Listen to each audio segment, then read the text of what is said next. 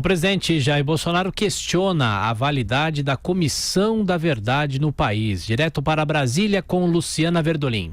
O presidente Jair Bolsonaro, ele questionou dados obtidos pela chamada Comissão Nacional da Verdade, que entre os anos de 2011 a 2014 analisou documentos, ouviu vítimas, testemunhas e acusados de tortura no país.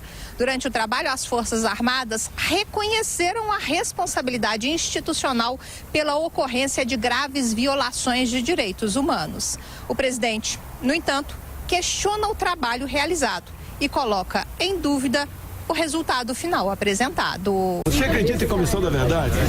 Qual foi a composição da Comissão da Verdade? Foram 7 pessoas indicadas por quem?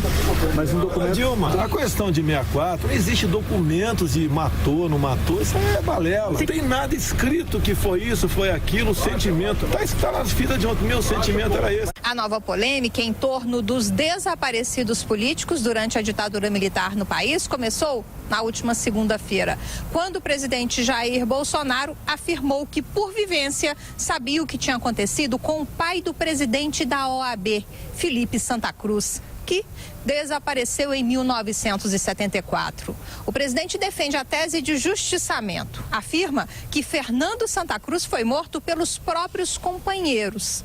Sobre a Comissão Nacional da Verdade, disse que foram gastos 5 bilhões de reais e questões importantes envolvendo, por exemplo, o Partido dos Trabalhadores, como a morte do ex-prefeito de Santo André, Celso Daniel, nunca foram devidamente investigadas.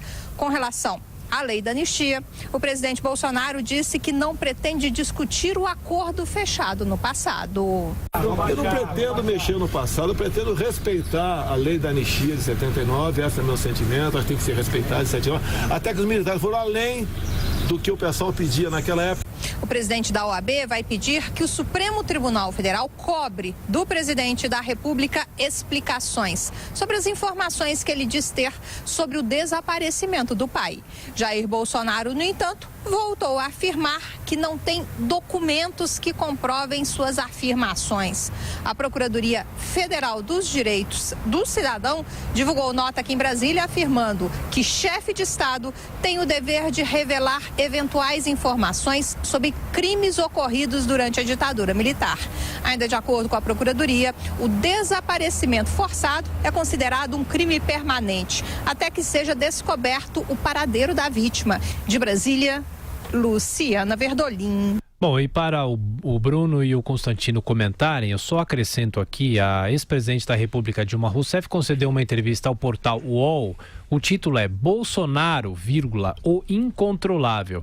E tem uma aspas e ela diz o seguinte: este é um governo neoliberal e neofascista. Essa visão incomoda o centrão, a direita mais civilizada, a centro-direita. Eles achavam que iriam tutelar o Bolsonaro, que iriam conseguir fazer com que se civilizasse um pouco e não os constrangesse com as manifestações toscas, não civilizadas, grosseiras que ele faz sistematicamente. Fecha aspas, declarações da ex-presidente Dilma Rousseff, Bruno Garchag.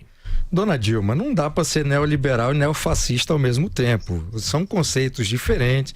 A senhora talvez não saiba, se a senhora quiser eu posso dar uma aula, não tem problema nenhum. São conceitos, definições práticas, políticas e econômicas completamente distintas, ou seja, você tem uma concentração de poder do Estado no caso do neofascismo e no caso do neoliberalismo você tem um livre comércio, você tem liberdade, você tem um ambiente democrático, ou seja, você tem uma contraposição entre democracia e não democracia ou antidemocracia. Então, para ficar aí. Agora, no caso dessa Comissão da Verdade, eu até gostaria que houvesse mais comissões para investigar vários detalhes que ainda não foram publicamente divulgados. Essa história do regime militar ainda tem muitas lacunas, tem muitos trabalhos que foram feitos, muitos deles por gente que militou à esquerda, muitos historiadores e tal, e tem pouca literatura por gente que não atuou diretamente ali contra o regime militar. De qualquer forma, tem dois pontos aí que eu gostaria, como brasileiro, de saber. Da parte do regime militar, quem torturou, quem foram os torturadores, quem foi torturado, quem foi morto. Esses detalhes são importantes até para a gente construir uma historiografia mais adequada e mais robusta do ponto de vista intelectual. Segundo ponto, da parte dos terroristas de esquerda, dos grupos terroristas de esquerda, eu queria saber o que esses terroristas fizeram exatamente, quem eles mataram e quem eventualmente eles torturaram. Eu gostaria, como brasileiro, de saber. Eu acho que isso é bom para a sociedade brasileira. Terceiro ponto. Nós tivemos uma anistia em 1979. Todas as vezes que o Bolsonaro ou outra pessoa levanta essa bola, já vem lá uns grupos querendo revogar a lei da anistia para punir os militares que participaram do regime militar naquela época. Ou a gente continua mantendo a lei da anistia, ou a gente revoga tudo, aí vai investigar todo mundo, a esquerda e a do regime militar. O Bruno tocou em vários pontos, tem muitas dimensões isso, né? Dilma sendo Dilma, confundindo o neoliberalismo com o neofascismo, mas está certa em uma coisa, né? Que a direita civilizada está incomodada com algumas posturas e falas do presidente. Quem fala demais dá bom dia a cavalo. Nos Estados Unidos, a imprensa e o Partido Democrata tentam jogar umas 50 cascas de banana por dia para o Trump cair. No Brasil, parece que o presidente Bolsonaro vê uma casca de banana na calçada, do outro lado ele atravessa para cair. Então, ele gosta de criar essas polêmicas desnecessárias e é possível concordar com um monte de coisa que ele disse. Houve muito justiçamento, sim, entre os próprios guerrilheiros comunistas. Na época, nem todo mundo que sumiu foi na mão do Estado. Quem sumiu na mão do Estado deve explicações, sim, porque isso é um absurdo.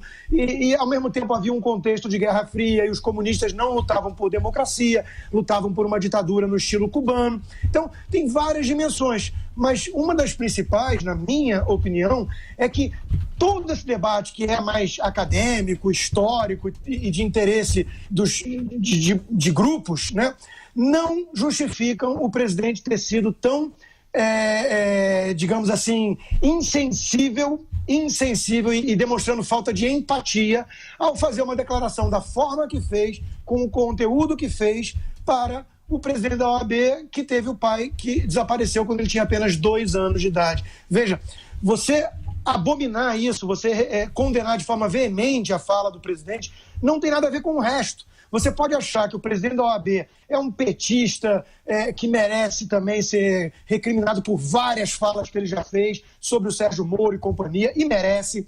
Você pode achar que a esquerda não era santa e nunca foi, e que matava os seus próprios membros naquela época, que o golpe militar ou o contra-golpe foi justificado dentro de um certo contexto. Você pode concordar com um monte de coisas, que são premissas ali implícitas naquilo que o Bolsonaro estava dizendo. Não justifica a forma, o timing, o momento e o conteúdo daquilo que ele disse para alguém que teve o pai desaparecido com 2 anos de idade. Se nós perdemos a capacidade de condenar isso de um ponto de vista humanitário e não ideológico e não partidário, nós perdemos aquilo que é mais importante no convívio da sociedade.